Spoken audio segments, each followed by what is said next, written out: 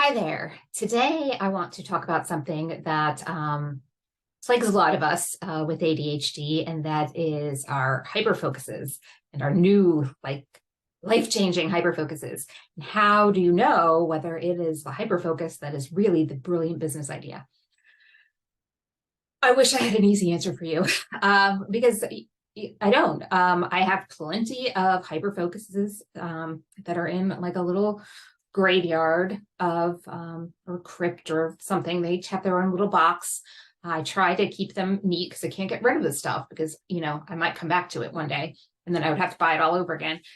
But like some of my recent ones have been quilling. That was some paper art. I was definitely going to do that a lot. And then I did this thing to do put beads or little stones on bobby pins, mostly for myself, because as you can see, I am constantly pushing my hair back. I don't know why I thought I needed all of the equipment to do that, because I made a couple and then I got bored. So I'm definitely familiar with that. And none of those actually seemed like they were going to be big business ideas. But sometimes we get onto those things. We're like, this is amazing, and I want to do this forever. Probably in those instances, what you're looking at is just a new hyperfocus. That's not to say that it isn't a good business idea. It just might not be a great business idea for right now, or it might not be a great business idea for you right now. One of the things that we happen to be wonderful at is generating ideas. And some of those ideas are fantastic business ideas, but that doesn't necessarily mean that there's something that you need to do.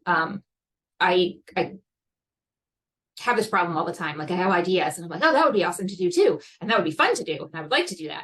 But if I do that, then I'm saying no to something else that I want to do. And so learning how to do that it's a constant battle. I guess not learning, but recognizing that and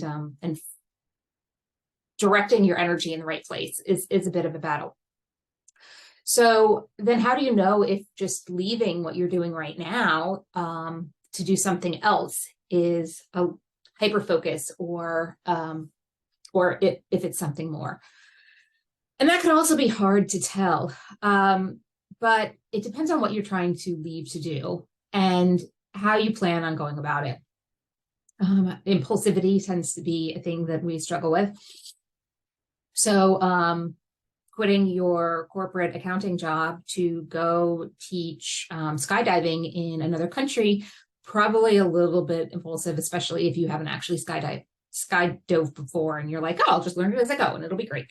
Might work out.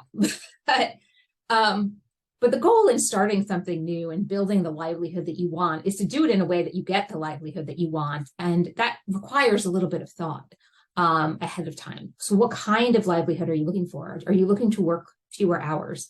Are you looking to make more money, but still work a lot of hours? Are you looking to kind of mix and match? Or do you want to have your summers off so you can hang out with your kids when they're on their break?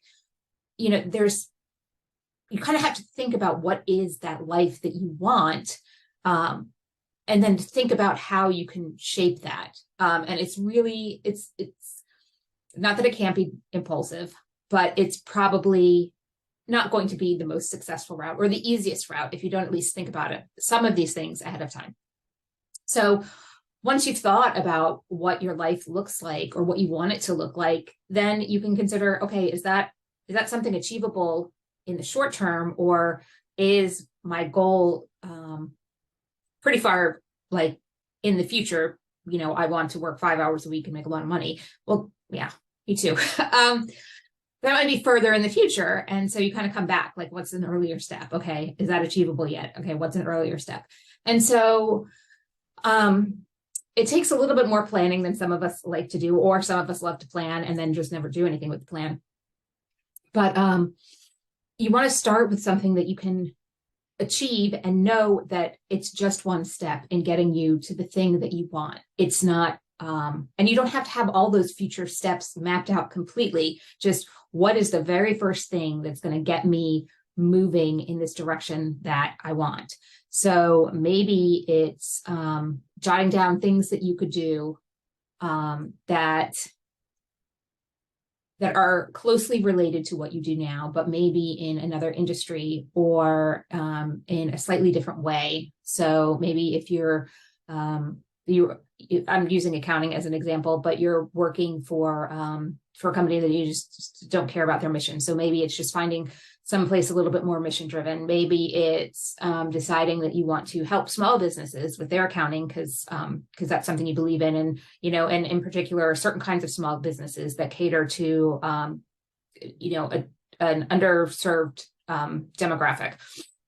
Then you can focus on that and figure out how you can make those little changes that start you on the path to get to where you want to go, but in a way that is achievable. Because if you start down a path, and I know this, as fun as it is, and as much as I've purchased stuff, and I've had some business ideas where I've gone out and I've bought the domain name and I've thought about it and it's great, and I'm like, oh, this is awesome, I'm going to do this, and then it wanes, and then you're kind of like, oh, well, I'm an idiot, clearly that's a failed business idea.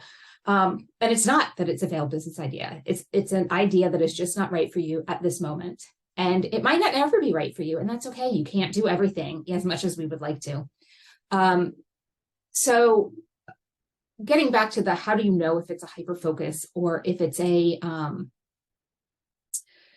real achievable goal. And I would suggest thinking about what it is that you really want to achieve.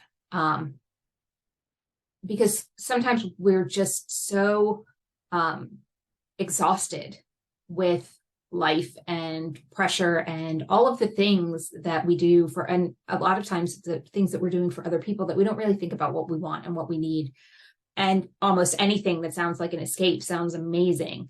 And so that can tend to lead us to making some rash decisions. And now this isn't something that you want to dwell on forever, because the downside of overthinking it is not doing anything. But if you're considering a big career change, and you're not exactly sure where to go, or if you've got an idea in your head and you're just not sure if it's a valid idea or if it's just something that you're desperate to do to either escape or because you've just recently learned about banjo playing and you think that's amazing, it's to take a couple breaths, talk to a friend. I'm going to advocate that all the time, because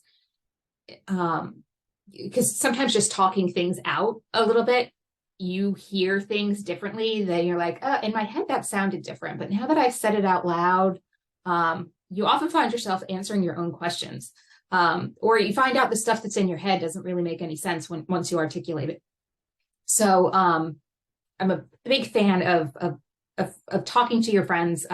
They're some of your best allies, and as long as they're not like a frenemy, someone that you trust, and just kind of start playing around with this idea of what kinds of things can I do to start me on this path that are achievable, that aren't let's just chuck everything and start brand new. I feel like I can articulate my thoughts on this a little bit better. I kind of was jumping around a little bit, thinking between like shifting careers versus starting your own business. And there's some overlap between those, or you could even start your own business doing something that is a pivot from your career as well. And they all have their own hurdles and bits to think about. So I think what I will do to make life easier and clearer for everybody is to kind of tackle those each one by one in a series of upcoming videos.